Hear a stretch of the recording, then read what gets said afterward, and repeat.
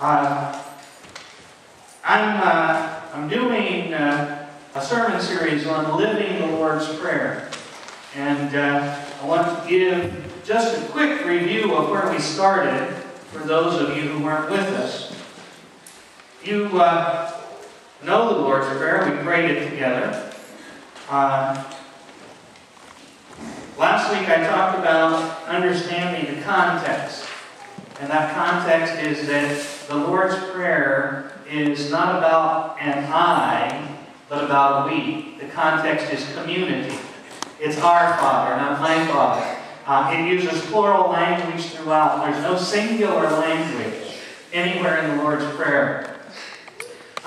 It was taught by Jesus as a response to a question or a request from one of the disciples, but that disciple didn't speak in the singular either. If you go to Luke 11:1, this is the context of the Lord's Prayer. Jesus was praying in a certain place, and after he had finished, one of his disciples said to him, "Lord, teach us to pray." Notice the disciple didn't come and say, "Lord, teach me to pray," because it's all about me and you, Lord. No, he said, "Teach us to pray," because the context is that we are a community. And I expanded on that a bit, focusing on, again, the language is all plural. It's all about us, not about me. And then I also focused on one other thing in that communal context. Not only is the context that we are a community, but a particular kind of community, that is family, because we address God as our Father. So under the fatherhood of God, in the context of community, if we're going to live the Lord's Prayer rather than just pray it with our lips, the first thing we have to do is remember that in God's economy, that word might not be one you're used to using, just simply means the household of God. From the Greek, oikonomos, means the household of God. And we all have households, and you have to manage the household, right? So the way that God manages the household is by a communal reality. In fact, I have said before that one of the hallmarks of our own faith as Trinitarian Christians who believe in the Trinity, Father, Son, and Holy Spirit, is that God is not an individual but a community of persons. If God is a community of persons, then ultimate reality, and could any of us argue that God is not ultimate reality? If God is ultimate reality and God in God's own self is community, then where do we get this strange notion that it's all about the individual?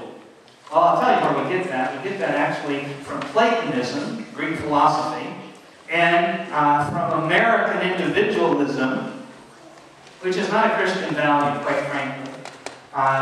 It still astounds me how many Christians don't seem to have any sense of community. Instead, they have a sense of their relationship with God, and that's all that matters.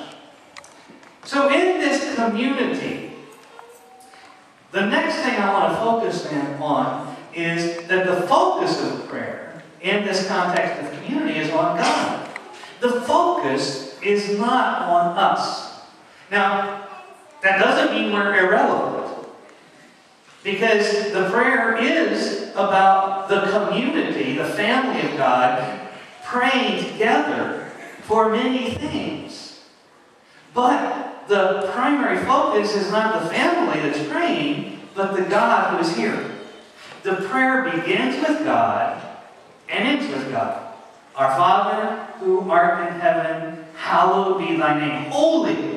Holy is your name. And so it focuses on God first, right?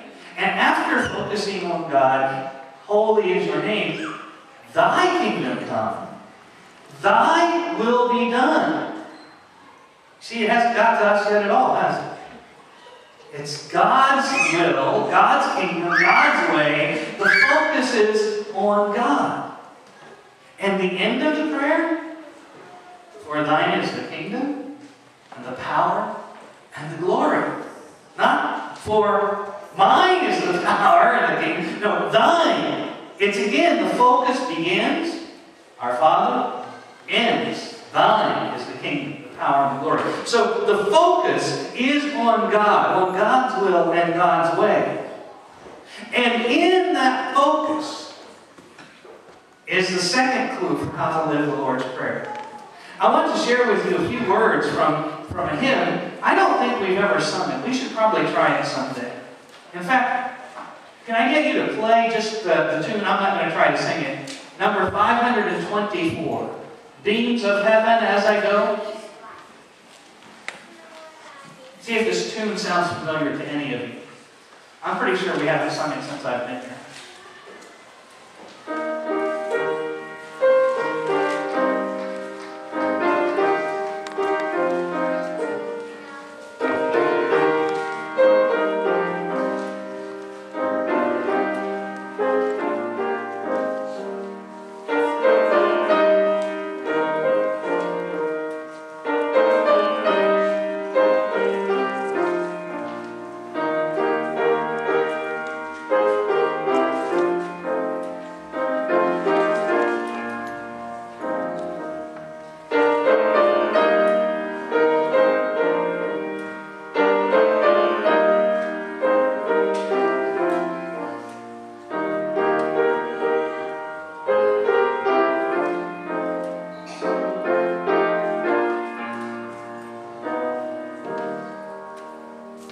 Sound like a song you've ever sung before?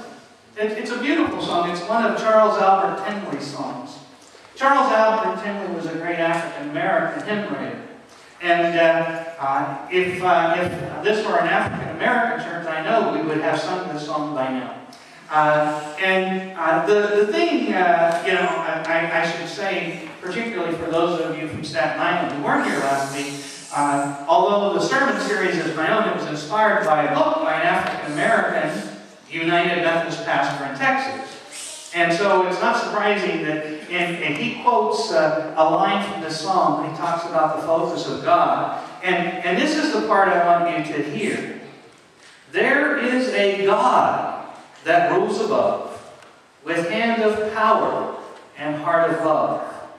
If I am right, He'll fight my battle. I shall have peace someday. And then the chorus, I do not know how long 'twill be, nor what the future holds for me. But this I know, if Jesus leads me, I shall get home someday. But see, his focus here, and perhaps it's not surprising, considering the African-American experience in America, his focus is on understanding that you can't win your battles just by fighting hard. You've got to get God on your side. And if God is on your side, then God will fight your battle. You don't have to fight your battle. God will bring to pass what is right. And if our focus is on God's side, it frees us to live out the Lord's Prayer in the power of God rather than our own power. We try so hard sometimes.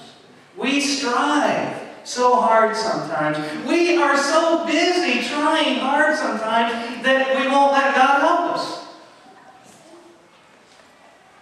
God tries to get our attention in many different ways. And sometimes we are so convinced that we're right that we don't listen to whether or not God can tell us we may be mistaken. The prayer that we call the Lord's Prayer reminds us that if we keep the focus on God, our needs will be met.